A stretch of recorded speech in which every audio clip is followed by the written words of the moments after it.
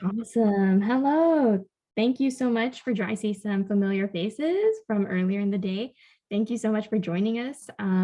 We're super, super, super stoked for this panel. It is a very special one for everyone on this team and could not be more honored, as I was telling them earlier, to have everyone here with us. We are just so excited for what's in store for the rest of the day as well. So stay tuned. And on behalf of the team, thank you so much for taking the time, everyone, to join us today. We are beyond excited for what's in store. Tanya has really crafted a gorgeous panel with some beautiful questioning, so cannot wait to hear all that.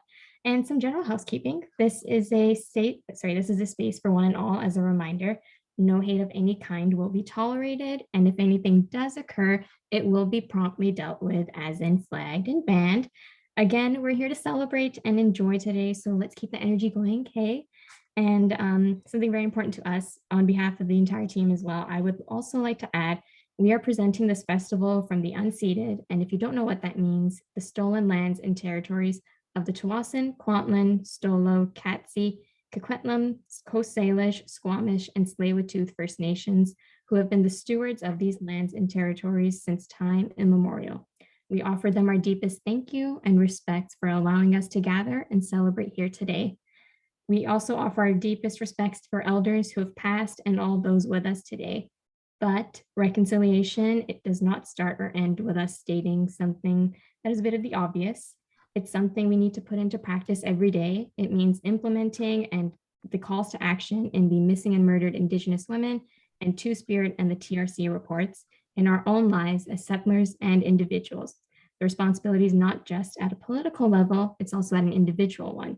We would also like to bring to attention of what the government and RCMP and so-called BC are doing to the territories and land defenders in the Wet'suwet'en territories. If you are able to, we are going to add a link to the chat very soon.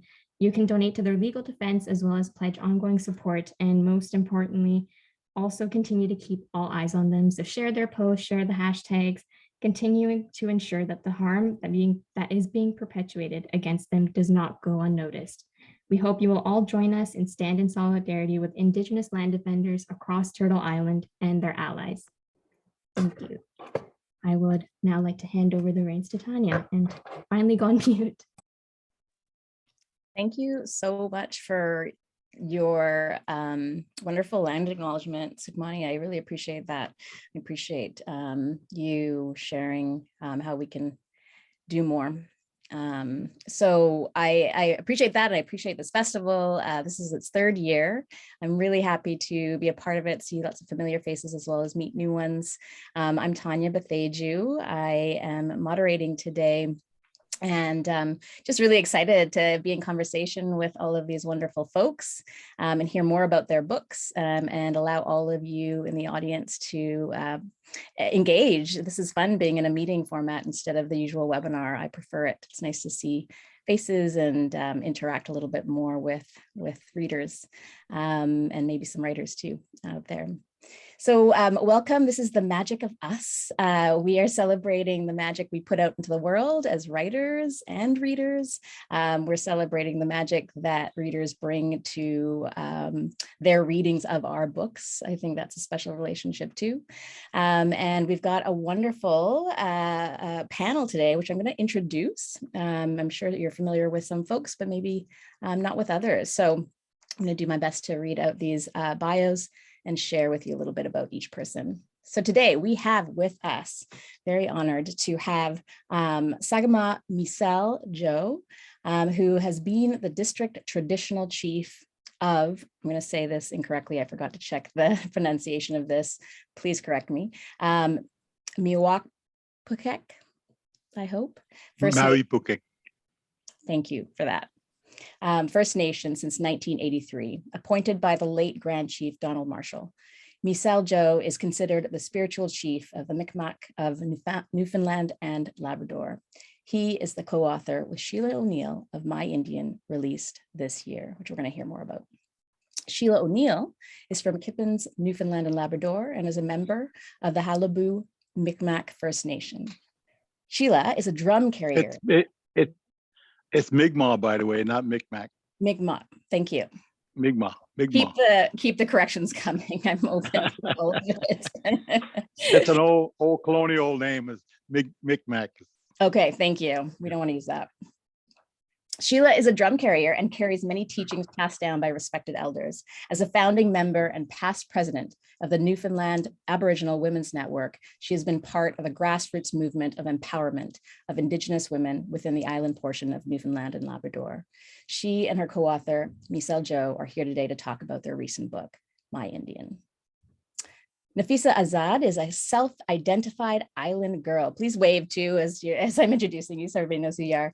She has hurricanes in her blood and dreams of a time she can exist solely on mangoes and pineapple. I'm with you. Born in Lautoka, Fiji, she currently resides in British Columbia, where she reads too many books, never, watches too many K-dramas, and writes stories about girls taking over the world. Her debut YA fantasy was the Morris Award-nominated The Candle and the Flame. The Wild Ones is her second novel. Her story, Dupada Diaries, is also included in the body-positive anthology Every Body Shines. Rebecca Skye is a fat, spoony babe who lives in Vancouver Island with her rocker hubby, their quirky Boston Terrier Winston, and her Leviathan book and plant collection. Her debut series, The Love Curse, started on Wattpad before receiving 10 million reads and going on to be picked up by Hatchett's hotter children's books. Rebecca is passionate for intersectional body positivity and wants to see people like her represented in more books, which is why she's extra excited to be a part of the body positive anthology, Every Body Shines. Yeah. Tash McAdams is a Welsh-Canadian author, activist, and educator. Their publications include The Psionics by Nine Star Press and the Junior Library Guild Gold Standard Selections, Bloodsport and Sink or Swim by Orca. They are also featured in multiple anthologies. Tash is a recipient of the Shoot for the Moon Fund for Trans Writers and a founding mentor with the Gender Generations Project. When they're not writing or reading, you can probably find Tash in a lake, lying on the carpet thinking about monsters, or getting a new tattoo. They enjoy regular cups of tea, existential philosophy, and sharp objects. Sarah Raughley grew up in Southern Ontario, writing stories about freakish little girls with powers because she secretly wanted to be one. Sarah has been nominated for the Aurora Award for Best Young Adult Novel and works in the community doing writing workshops for youth and adults. She also has a PhD in English, and her research concerns representations of race and gender in population media culture, youth culture, and post-colonialism. Sarah wrote the Effigy series, and her newest novel, The Bones of Ruin, was just released. She continues to use her voice for good. As do all of these wonderful authors. So we've got links in the chat to all of these incredible books. And I'm sure you can find links to all the other books that people have written. And so we're gonna just get into it today. I wanted to, in lieu of readings, give everybody a chance to give the 1 minute sort of elevator pitch to their books, just to give the audience a taste of each of these newer books that you have just released or on the way to releasing. So maybe I'll just start, if you don't mind, with you, Nafiza. Just putting you on the spot. I know you're ready. Yeah, give us a little lowdown on your newest book. Okay, so The Wild Ones is my newest book, and it is about Paheli, who escapes from a traumatic event and bumps into a boy made of stars. He hands her a box full of stars, which she uses to access between a magical corridor. She travels this corridor to the cities around the world, collecting girls like her, girls who have suffered things that no one should suffer. And together they rescue girls, they have fun, and then they come to terms with what they have been through. They heal until they meet the boy again. And this time he is the one in need of rescuing. And so the girls band together and rescue him. That's the 1 minute pitch. Nice work. It's not an easy thing to do, the 1 minute pitch. Thanks, Nafiza. Rebecca, let's move to you. My most recent work can be found in the Everybody Shines anthology, which is 16 short stories written by 16 different authors. And my story is about Oh, thank you. My story is about a young aspiring firefighter who does this competition to try to get to Australia and help with the wildfires, but she faces a lot of systemic oppression and biases from people, and she has to be her badass self through all that. And I'm pretty proud of it. And this is such a cool anthology. Nafiza's in it too, and yeah. So, and lots of other Canadian authors are in this as well. So check that out. Awesome. Thank you. Mm. Sarah, can I ask you to go next? Absolutely. So I don't know if you could see this really cool bookmark that I have, but yes, The Bones of Ruin. I like to call it 19th century supernatural Hunger Games. It's essentially about an African tightrope dancer named Iris who can't die. She's in supernatural London, and there's a lot of different people with powers, and she gets embroiled in this tournament to the death with other supernatural folks called, the Fanciful Freaks of London. And she's trying to figure out who she is. But she has to go through this Hunger Games style magical tournament first. So check it out. It's out. It came out September 7th, and it's at a bookstore near you. Yes, I've seen it there. Yeah, you've got a lot of cool swag there too for your book. That's awesome. Tash, let's move to you. I'm going to cheat and talk quickly about two books, but I think I can still keep it under a minute. So in August, I just had Sink or Swim come out, which is a Junior Library Guild Gold Standard selection. It is about a trans boy named Bass and his adventure-seeking girlfriend Rosie, and they steal a boat and go sailing instead of going to school, and then they are caught up in a terrible West Coast storm and shipwrecked. And basically it's my love letter to Hatchet, which was my first Canadian survival book that I ever read. And then coming out in January, I have an ooky spooky aliens book called The Ooze, which again stars a trans guy, but this time fighting aliens instead of nature with a team of friends that he discovers on the way. Awesome. And I got a chance to read Bloodsport, which I know is a little older, but also amazing. Another trans. Yeah, that's right. Another trans character too, or protagonist. So I don't know, Sheila and Chief Misal, if you want to tag team or if one of you wants to speak to your book. No, Sheila can go ahead and speak to the book. Okay, so you've already just seen our entire working relationship in one sentence. My Indian is our way of reclaiming history. In colonial history, true history, not being colonial history, but in real history, I guess, in 1822, William Cormac, a settler from Scotland, crossed the island of Newfoundland looking for the last of the Beothuk Indians. And at that point, the group was decimated. They were down to just a handful of remaining survivors. And he used a guide. He brought along a guide named Sylvester Joe, who's a distant relative of Chief Joe's. And Cormac kept a journal which was published. And in the journal, starting right from page 1, 27 times, he referred to his guide as my Indian, like a piece of property. And of course, when Columbus arrived here, he thought he was in India. So the indigenous folks here in this part of the world are known as Indians because of that, still to this day. So what we did was we rewrote the story, but from the perspective of Sylvester Joe, the guide, and gave a flip on the narrative. And in doing so, made an attempt, or we hope, to reclaim the narrative. We wrote it at the junior high school level, hoping that it would get into the school curriculum, and there's signs of that happening right about now. Sagama, have I missed anything? No, yeah, I think you covered everything pretty much. By the way, Sheila is the writer, I'm the storyteller. That's right. Neat. I might have to ask you about that working relationship too. How you write a book also with a co-author. Always been curious about that. Yeah.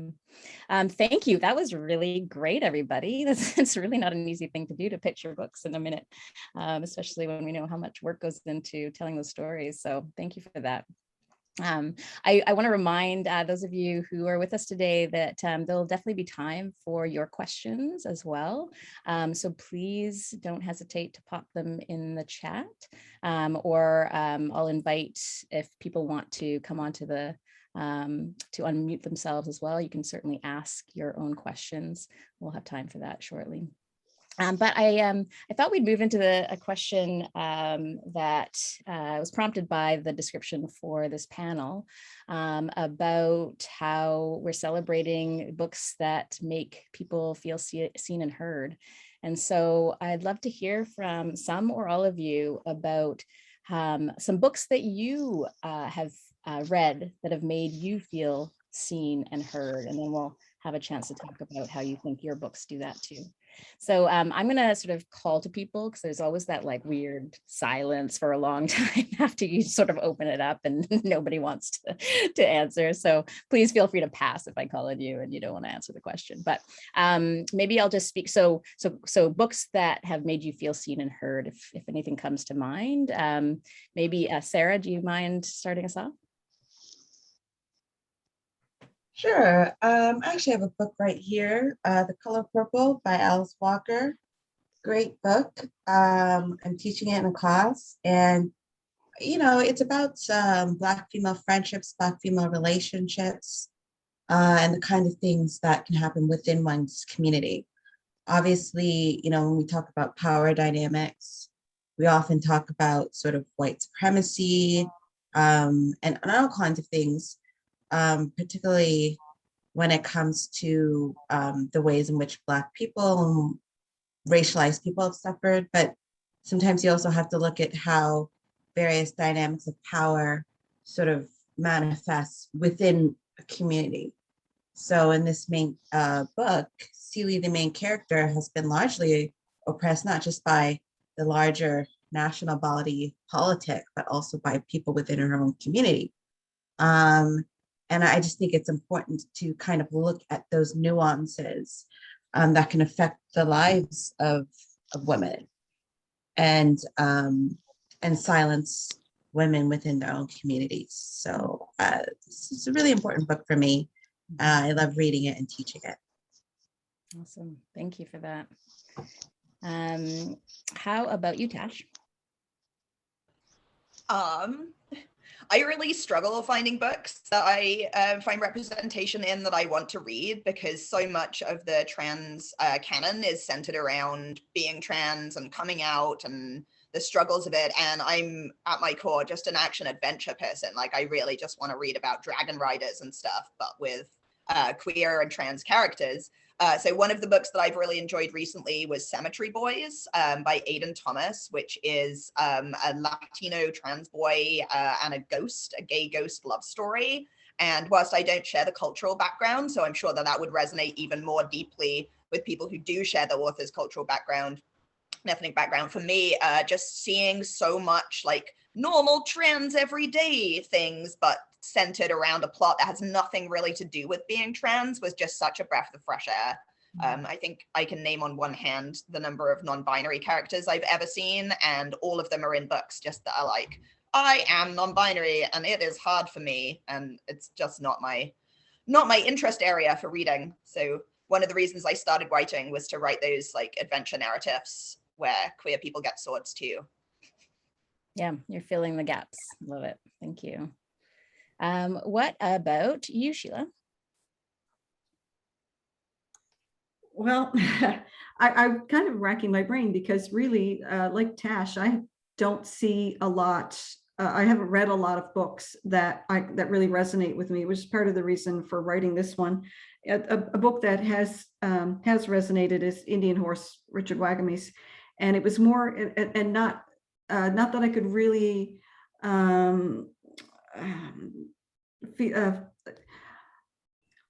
what's the word I'm trying to say? I couldn't picture myself in that setting, but the traditions and the culture and the importance of his hair and those things at least felt I understood. But again, it's always the story of Indigenous people as being oppressed, as opposed to being the main character or the person with the empowerment.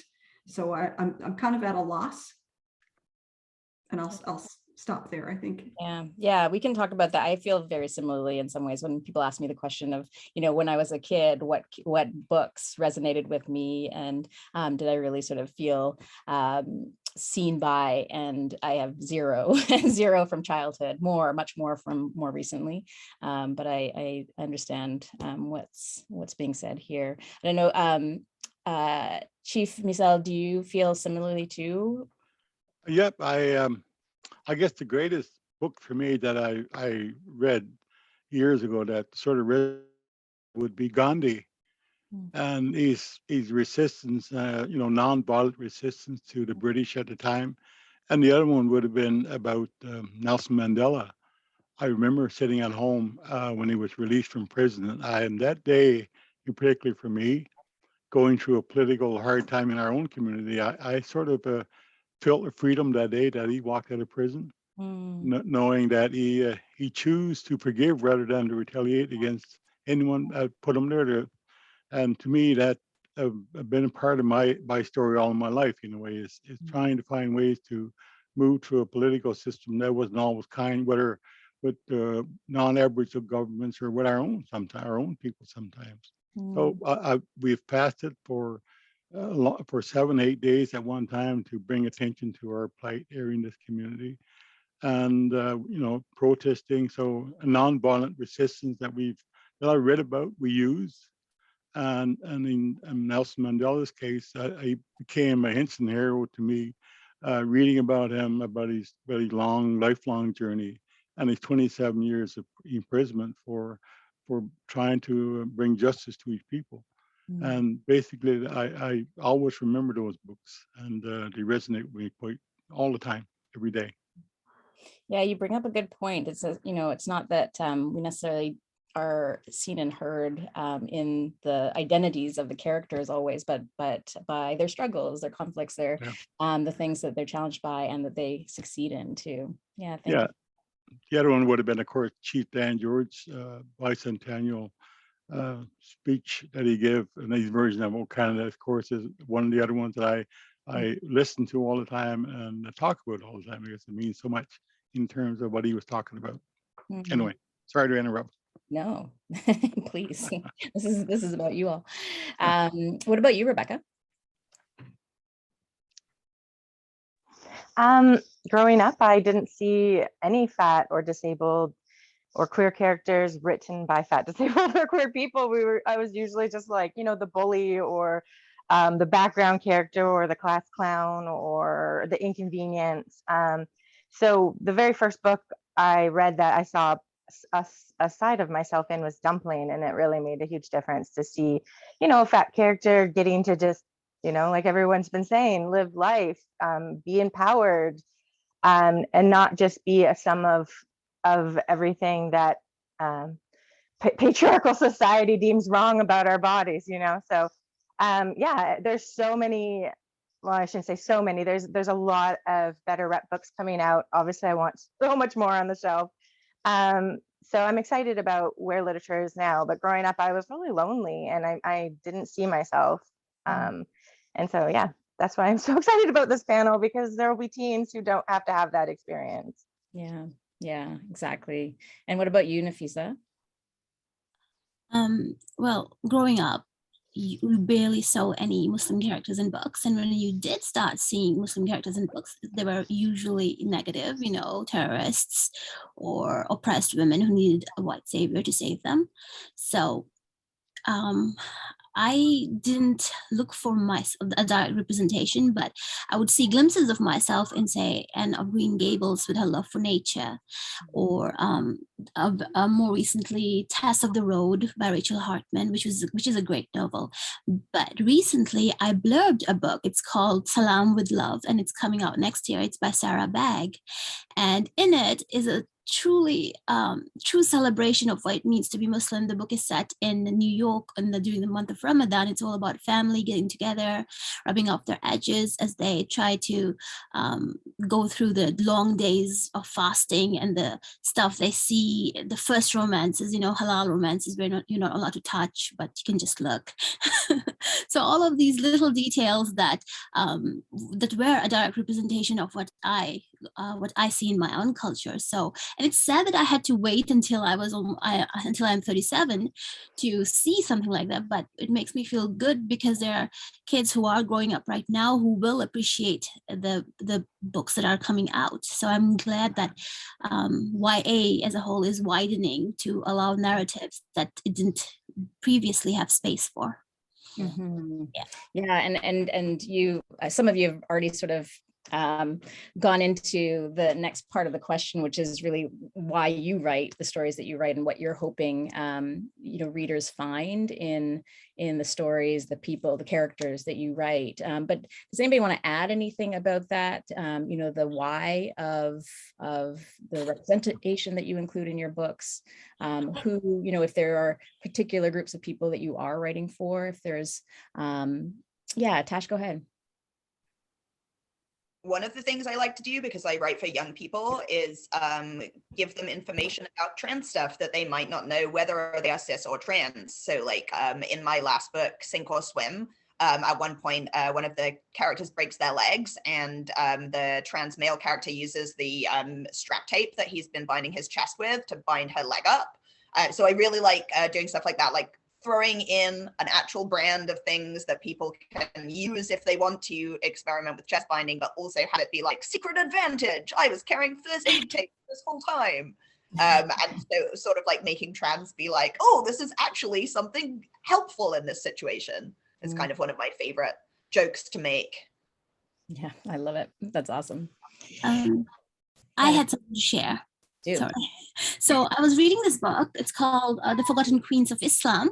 And in it is something so awesome. It says, when you decide to write a text, you are in fact doing, what you're in fact doing is liberating words, Tahrir al-Kitaba. You're arranging alphabet letters in a specific order that makes sense and liberates meanings. Al-Muharrir, the liberator, is one of the many words for a writer. So what we're doing is liberating meanings. And I feel like as a writer, what I try to do is liberate experiences and expressions. My truth may not be universal, but I'm sure I don't exist in a vacuum. So what I go through, especially in The Wild Ones, which focuses on women who are dismissed, whose voices are talked over, whose bodies are considered a community asset instead of their own. So with my books, I like to represent, no, not represent. I like to talk to girls in marginalized, who are marginalized, both by society and by their own families. Mm-hmm. Yeah, thank you. That's awesome. Liberators, all of us. Liberator. Yeah, that's amazing. Somebody just wrote that this chat is giving me life. I agree. I mean, just looking at the vast array of experiences and stories being told across this panel is so just inspiring. Did anybody else have anything they wanted to speak to around how they're sort of trying to have their readers feel seen and heard? Sarah, Rebecca, Chief, Sheila. I will say that when I was in grade 5, the history book at the time said that the Mi'kmaq were brought over to Newfoundland, the island of Newfoundland, by the French to kill off the Beothuk. And that's what's known now as the mercenary myth. There's never any evidence to support this except the grade 5 history book. But in this province, that is, I'm sure there's not a child in grade 5 that missed that class in this entire province until the book was thrown out. And even to this day, when I speak to people who are younger than I am, and I'll be 59 soon, and I'll talk about this and they'll say, what, that's not true? Because it was written in a history book, because it was taught in school. So what we're trying to do is to debunk some of the myths around our presence here on the island of Newfoundland. Another story was that we couldn't possibly have been native to the island because in order to get here, we would have had to sail in traditional birch bark canoes from the closest province, Nova Scotia, and there's no way that could have happened. So Chief Joe and his brothers built a traditional Mi'kmaq birch bark canoe and sailed. And it's kind of like, next, you know, so we're trying to get our story recognized so that people who learned a colonial settler history will at least look at things in a different way. Mm-hmm. And can I ask you, because this is a historical fiction novel, right? Why you chose fiction to do that, to change that story. Is that a Chief Joe question? Yeah, I think because number one, we couldn't find any information on Sylvester Joe. He walked across the island with Cormac 200 years ago. So we actually had a researcher, and we found nothing at all of him. He totally disappeared. But to me, writing that book was closing the circle on Sylvester's journey and his life. Aboriginal way of life is that you travel in a circle. From the time you're born, you make your circle bigger and bigger. And as you go outward and get older, you close that circle when you come back to take your spirit journey. So we couldn't find actual information on some of it. So we had to actually go and do it in the way that was done, historical fiction.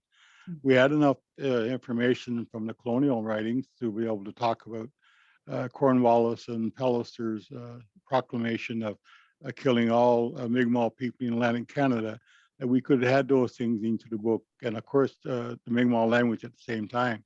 So it allowed us to do a lot of things, and of course you have an incredible license when you have an historical fiction. Unfortunately, not enough information in our community about one of our own people. But we talked about whether or not it could be a novel of some kind, but later decided that it should be going to the high school instead, because there is environmental questions and medical plants and traditional plants that was used across the journey when Sylvester guided Cormac across the island 200 years ago. And the other part of that would be the repatriation of the remains that Cormac did steal in 1828 from the gravesite. And those are now back in Newfoundland, by the way. Yeah. Anyway, and we didn't sail to Nova Scotia in the Burke canoe, by the way. We paddled to Nova Scotia. If we could have sailed, we would have. It would have been easier. Thank you. We're already learning so much. I am anyways. Awesome. Thank you so much for sharing those bits and pieces. I wonder too whether there are things that you want to, on future works, add into your stories or put out into the world. Like, is there something that you haven't yet written that you're still hoping to write into your books for your readers to feel seen and heard, like that gaps? I think that I mentioned with Tash too, like seeing gaps and filling those gaps in with the works that you write. Does anybody, it wasn't a question I sent ahead of time, but it's just something that I'm curious about. Anybody seeing any gaps? Sheila, if you don't mind, Sheila, we've already started writing the sequel to Sylvester Joe. Because there was a gap of 6 or 8 years between when Cormac left him on the west coast of Newfoundland to when he surfaced again in 1828, when Cormac wanted to help, want Sylvester's up to go steal their gravesite, and he refused. That was the last thing we know about Sylvester. So we want to capture that time from 200 years ago to when he left Cormac on the west coast to 1828, when he surfaced for just a little while and then disappeared again. So we've already started that sequel to the book. Yeah, the settler colonial history, it says that the Beothuk and Mi'kmaq were mortal enemies, and there's no way that they cohabitated or joined in families or had children. But DNA has been turning up recently through some genetic studies that shows that the Beothuk DNA is alive and well. And that's another of the myths that we're trying to debunk. So we're going to have Sylvester live with the Beothuk and produce children. Don't tell yet, though. Spoiler alert. That's exciting. Congratulations. Yeah. Tash, I think you were going to say something. I was going to say, when I started pitching my first series in 2013, I was told by numerous agents and small press publishers that having a non-binary protagonist using non-traditional pronouns was not possible. So I rewrote that whole series. It still has a non-binary protagonist, but she uses she, her throughout. So like only if you squint. And that became my sci-fi series that I published with a queer small press. But now I've just signed a contract with Orca, the same company I do my small books with, for my first using non-binary pronouns, non-binary character book. And I'm so pumped and like excited, and also like, how do I even do that so it works for the reading level? So that will be a fun experiment. Right. Yeah, it will be. Yeah, that's so exciting. There's lots of excitement in the chat too. Yeah. Congratulations to you as well. Anybody else on that question, or I can move on? Gaps. I'm doing my teacher wait time. I can wait you out. Just kidding. I'll move on. I would love to ask about the magic piece. So we, as writers, I think people think that writing is always magic, and that we sit down and it's sparkly and and just everything flows out of us in an inspirational way. We know that's not true, and there's lots of hard work and grit and resilience and so on, patience that goes into it. But I wanted to ask about the magic a little bit. I know there's parts of it that are definitely magical for me at different times, and I'd love to hear about where you find the magic in this hard process of writing. Rebecca, what do you have to say? Oh, throw me in the deep end with the first answer. Right. You can pass if you want. No, it's fine. For me, it's an interesting question because I have chronic pain and I live day to day with chronic pain. So there are days where my hands won't work or my back can't handle sitting in the chair for very long. So even though I am mentally inspired or the muse is speaking to me, my body is not there. So I've started to do a lot of voice to text and things like that. But yeah, for me, the magic comes when I get so lost in the story that I forget the pain and I forget the world around me, and it's just the characters and the world before me on the page. And that's something I chase a lot. I think there is a certain magic to story. Like, where does the initial inspiration come from? Like, is that from me? Is that from greater than me? I don't think I'll ever know those answers, but I think being a creator, that's a really interesting question to ask. Where does that inspiration come from? And I don't know, for me, it almost makes me feel more interconnected with the world around me, because despite the struggles it is for me to physically write, the ability to daydream and to come up with these ideas, I think that's a universal truth. Daydreaming and storytelling, and some of us are more storytellers than others, like Chief Mysel Joe, you're a storyteller, right? And that's a really special magic. And so that's what I always want to try to pursue, the part where the world falls away and it's just story. Yeah, that's lovely. Thank you. What about you, Sarah? I feel like the magic is in finishing. The pain is in writing. Although I think there are obviously points when the characters surprise you in ways that you didn't think that you weren't expecting. But yeah, writing is tough. It's a really difficult thing. There's a reason why not everybody does it. If you do it, you should pat yourself on the back, regardless of how people, take and receive your book.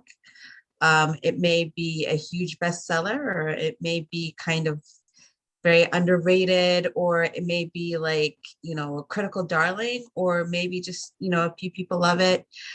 You never know how your books are going to be received. But you know what, regardless, if you are able to sit down and write and put words to paper, I think that in and of itself is magical, because it is a labor of love, but it's labor. It takes a lot of work. It takes a lot of dedication, and to actually finish a book and to do it again and again and again, because there's some people that only have the one book in them, right? Or the one series in them, and they're done, can't do it again.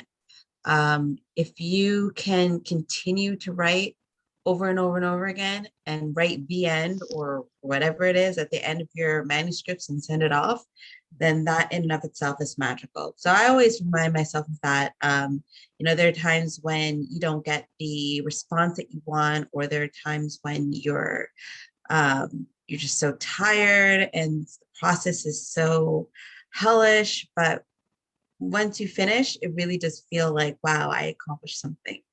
So to pat on the back, it's magical. Yeah, kudos everybody, everybody here who's finished a book, whether it's out in the world or not. What about you, Nafisa? For me, writing itself is like trying to climb an unclimbable mountain. So my magic comes in the beginning when you first conceive a question, or when you first have an idea, and then you unwrap that idea, you ask yourself questions, and you have the freedom to answer the questions as however you please, because no matter how outlandish your answers, they are yours. And then you find the glimmers of a story within those answers, and then you sort of draw out slowly and carefully the characters who will people the world you have created, the magic systems that that I can never pronounce that word, the world. And as Sarah said, sometimes your books won't do as well as you have hoped them to do, because, you know, there are lots of factors that affect the success of a book. But who's to say? But for me, just the act of finishing a book is magic. So personally, starting the book, having that idea, creating the story, creating the world in which the story exists, that's the most magical part, and everything from there is uphill. It's true. Let's be real. That's real talk. Sheila or Chief, did you have any magical moments in writing this book? Well, for me, I think all books are magical, to be honest with you. I born in 1947 and didn't go to school until 54. I was 7 years old, and I didn't know how to read. That's when you went back to school back then, and I was probably 8, 9 years old before I learned how to read. And living in a small Aboriginal community without outside world, any connection at all with our phone or electricity. I started reading anything I can get my hands on, comic books, catalogs, any kind of thing that I could read. And I've lived in that magical world ever since then. And I often dreamed growing up that someday I could write my own book, and I did. This is probably the third or fourth one that I've co-authored with. The first one was a children's story called Muinji's Become the Man, and later co-authored one of my own personal journey. And this one here now with Sheila, you know, I'm not a writer. I'm a storyteller. So it's I guess a concealing to being the writer in this one. And I'll tell you a story, you write it. But it works. And again, you know, I think every book out there is a magical story of some kind. And I honor all the people, all the authors that are out there doing the kind of work that needs to be done. Yeah, well, and as Rebecca mentioned too, you know, storytelling in itself is magical to hear and to tell. Sheila, do you want to add anything? For me, the magic was getting to spend, it took us about 3 years because we live 6 hours apart. But it took us about 3 years to write this book together. And the magic was in hearing history from the first person, and listening to Chief speak in Mi'kmaq at times, asking a question and getting a story, while sometimes that late at night was frustrating because I just like, let me write this. But on the other hand, to hear the history and hear the stories and hear the thoughts, hear the language, the whole process was magical. I also, since a very small child, live in the land of magic, because there's never, ever a time when there's not a book within 2 feet of me. So there's that too. Yeah. And Tash, did you want to weigh in? I always describe my writing process as there's a bunch of gremlins in my head and they kind of know what's going on and I don't. I just do what I'm told. So for me, the magic is when something the gremlins have told me hours ago, like years ago in some case, suddenly makes sense and like solves my whole plot problem, which happened in my sci-fi series. I woke up in the middle of the night and wrote Cassius is screaming on my wall in Sharpie. Weird move. And then the next day I woke up and was like, I don't even have a character called Cassius, so I don't really know what this is about. And then 2 books later, solved a plot hole that I had like written myself into this like really tough corner. And I was suddenly like, oh, but Cassius exists, as it turns out. So that was magic for me. when I trap myself and then my brain comes up with a solution without me paying attention. That's the magic. I agree. I think our brains really leave us little gifts or kind of know things in advance of us being really conscious of them. Even as we're writing first drafts, you know, these things happen on the page and we don't really know they're happening until we go back and have a good look, but our brains know more, which sounds weird, but it feels true. We've got some great questions. So I want to get to the audience questions over here. And the first one is actually specific for you, Sarah, about your FSG series and where you came up with the idea and premise for that series. Yeah, the FSG series, I remember a long time ago. So I'm an anime fan and I love Sailor Moon and all kinds of different, like all kinds of anime. And I think it was 2012 when they were announcing the new Sailor Moon anime, which by now is like 9 or so years old. It's not so new anymore, called Sailor Moon Crystal. And I was so excited that I wanted to, you know, I started thinking of creating my own sort of squad of superhero girls. And, you know, I really wanted to think about what would it be like for girls in this sort of contemporary sort of generation where we're surrounded by media and there are all kinds of fandoms. And what if, you know, you're not a masked crusader, but, you know, you're just famous. You're famous not for singing or for dancing necessarily, but for fighting monsters. And so you're a celebrity in a way, but you're a celebrity that also is tasked with protecting the world, but people still treat you like a celebrity. They still treat you like a TikTok star. They still treat you like, you know, an Instagram girl and this and that. So just that interplay of having to handle the media and having to handle the scrutiny and just the ways in which people look at women and sort of sometimes look down on teen girls, but you also have all of this responsibility. And what does it mean to be a hero? What does it mean to be strong?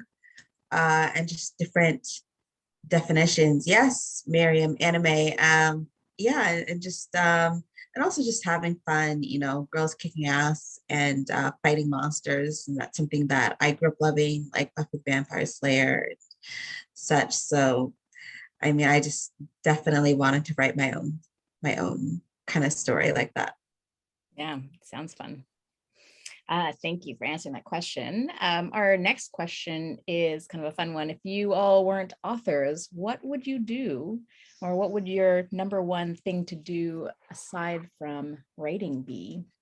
Anybody, I'll allow you to jump in. I saw Sheila, you mentioned you're an educator as well. I am as well. Tash is as well. I don't know whether any of our other folks are, but oh yes, so sorry, you are, Sarah, too.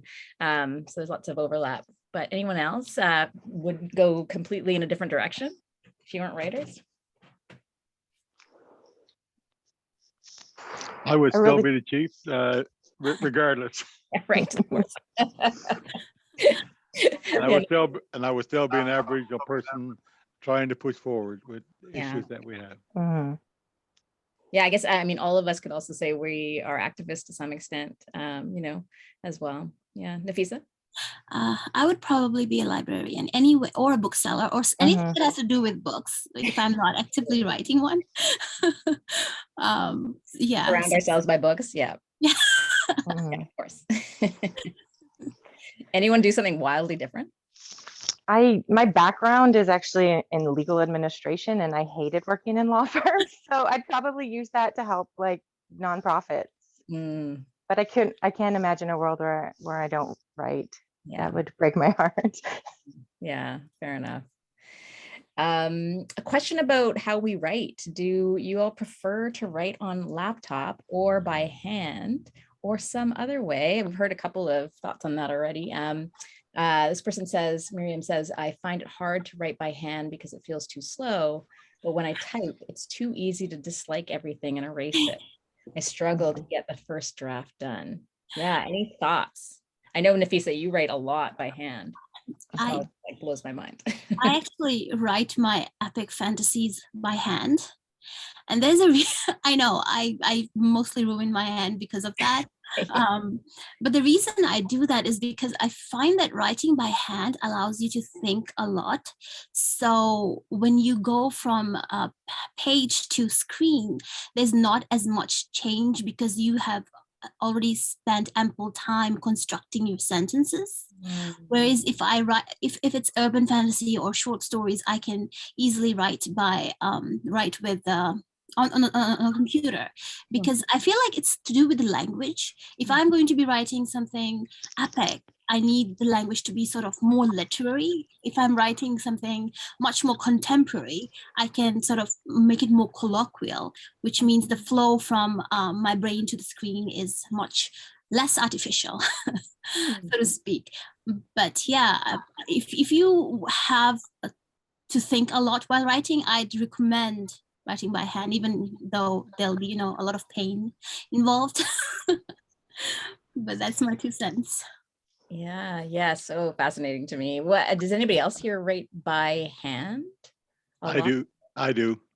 Yeah. Yeah, I write by hand simply because I'm not good on the computer. I use it, but I could think a lot faster than I can type. So, but when I write by hand, it works a lot better for me, and I can go back and change, and I later put it onto a computer screen. Right. That's my thing. I guess I need to see it, and I'm like, if I wake up in the middle of the night, 2 or 3 o'clock in the morning, a thought comes to mind. I've always got a notebook by my bed where I put down notes and things that I'm thinking about. Don't necessarily mean it's going in this book, but it could be in the next book somewhere along the way. Or that's pretty much where I live with. Right. That makes sense to me too. Anyone else? You gotta be a shark. You can't go deleting your words in zero draft. What are you doing? The plot is changing. Leave yourself a note and keep writing. Yeah. You delete things, you'll get stuck. Be a shark. And fix what doesn't exist. It's supposed to be terrible. It's your first draft. I'm an over editor too, like the person it sounds like. One tool I found that was really helpful for me at a time was those word processors. They're like just a keyboard with like a 1-inch screen, so you can't reread lots of your work, and it just sends it via cloud to your computer. So that really helped me. But most of the writing I do is actually about 60% of my writing is on my phone via text and notes or voice to text, just because with my pain, it's easier to position myself with my phone than it is to position myself with a laptop or at a desk. So I'm always moving around from bed to couch to desk. So sometimes I even write in the bath. Just whatever I can do to get words down, because like Tash says, you can edit them after, but you can't edit no words. Yeah, you can't edit a blank page, right? Yeah, it's hard though. I get it, Miriam. I teach teenagers, and they have a really hard time writing anything down unless it's perfect, and it takes a lot of training to get out of that habit, that frame of thinking too. But it's really worth it once you get there. Thanks for all those answers. This is a question I'm super curious about too. I'd love to hear from you, Chief. You said that you're a storyteller, not a writer, and this person has a question around that. Is there such a vast difference between storytellers and writers, or is it just purely how you tell the story that you're thinking of? I think I prefer the storytelling to writing. Writing, I have to be dedicated to a certain time and day, but a story can be revealed at any time to anyone, really. So I prefer the storytelling, and I've often told myself stories on a tape recorder that I can replay later, and so I prefer it that way. So it's more about the oral aspect of it. Yes. Yeah, Nafiza? I have a question actually for Sheila too, with what the chief said. Is there a difference? Is there any difference when you take what the story that the chief has told and then put it to words? Do you change anything? Does it change shape when you from oral to verbal to written? Our best writing time was at Chief's home, sitting in front of the fireplace with a cup of tea, and Chief is telling the story, and I'm writing in my lined notepad as fast as I can, half words, with the tape recorder beside me in case I miss anything, not to interrupt the train of thought. And how that kind of works is that the stories come out, but then you have to connect all of the parts into the written narrative and not lose the flavor of it. I think with storytelling, you use your voice, and that's the truest voice. And it wasn't even so much, I guess, not so much editing as connecting those stories into the longer piece. If that makes sense. Thank you. Yeah, great question. And I see Sarah's also mentioned that storytelling happens in lots of different ways too, right? We tell stories and visuals in different types of writing, different types of speaking as well. And this, I think we're getting to the end here, unfortunately, because this is such a delightful conversation. But this question is a question I was going to ask too, and a chance for all of you to share what's coming up maybe. But the question is just whether you have any projects that we should be aware of that you're excited about, writing or otherwise. I'll let people share at will. Anyone? I know Tash, you mentioned a couple already. Anyone else? I have a book coming out next October, unless it gets pushed back. I feel like everyone should mention that. It's a fairy tale, and it's very Nafiza flavored. And I'm also working on an unannounced anthology I'm unbearably excited about, and I hope it is announced soon so I can share more about it. It's a nonfiction, and I think teachers will be interested in it.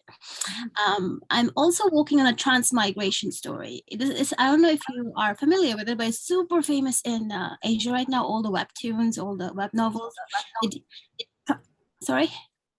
Transmigration is when a person jumps into a book. The soul of a person jumps into the character of a book, and then they have to figure out how to get out or how to live in the world within the role in the book, whether they will go change the role or change the plot. It's super exciting, especially if you're a writer and you're all filmmaker. Yeah. Very cool. Anyone else? One or 2 minutes left here. I just wrapped a really fun heist book, contemporary, kind of like a Robin Hood retelling. Thank you. My thieves are like disabled and plus size and non-binary, and the disabled thief has to use a lot of like mobility aids, but he's like kind of James Bond about it. He's got like knives and tools and stuff attached to them. So it's been so fun just to write a book where non-conforming bodies get to be badasses and go on adventures. And so, yeah, I'm really stoked about it. Yeah, that sounds awesome. And Sarah, I see you have your second in the series coming out next year as well, or I guess the year after. God, these take forever. It's such a long process to wait. So long. Yeah. When you read this first one, you're gonna want that next book, and we're all gonna have to wait. And then of course we've got a second part to My Indian too to look forward to. Wonderful. Everybody's so busy. What about That's you, awesome. Tanya? I have projects I'm working on, but no homes for them yet. But happily writing away, and I've got a couple books to keep me busy that I'm really enjoying. So both YA novels, as far as I can tell so far. But thank you for asking. Any more roller derby? No, I'm moving back to drag for one. Not the same story, but back to drag, and the other is going to be a underground GSA story between a Catholic high school and a secular high school. So we'll see what happens with that one. Awesome. So I'm going to pass it back, I think, to Sukmani maybe to end us here, unfortunately. But thank you to all of our amazing panelists and to all of your questions, audience members, and of course to Infusion for holding space for us. Sukmani, are you there? Thank you so much. Yeah, unfortunately my camera still isn't working. It's okay though. Thank you all so much for joining us today. This panel was honestly, truly, from the bottom of all our hearts, was just so beautiful to bear witness to. So thank you all so much for just bringing and speaking and being so open and transparent with all of us. That is very, very big, and we are beyond thankful for it. And I know that it's been intense this year, so thank you even more so for still showing up for everything. We are so beyond excited for what's left in the day. You can find the recording of this gorgeous panel within the next 24 hours. We'll send links to everyone. But again, just thank you so much. You can find our next panel happening at, what is the time even? It's 1 p.m. It'll be happening at 1 p.m. Thank you, Tanya. So we'll see you then. Thank you all so, so much. Take care, stay safe. And one thing before I go, you can find all our stunning panelists' books at your favorite indie book sale or bookseller. Definitely want to support local as much as we can this year, as well as your favorite libraries if you have one. Libraries are a gorgeous community resource. And a fun fact that I love sharing with everyone is they will order books that you request from them, which is even better. And my favorite thing to do, I'm like, can I get this? But also a lot of libraries are taking away late fees, which is another barrier removed, thankfully. So definitely keep an eye out for that as well if it's something that's been on your radar. And as for those of us on the West Coast, check out Massey Books and Iron Dog Books to buy their books. Yay, awesome. Thank you all so much. I'll see you all soon. Take care, stay safe. Bye. Thanks, everyone.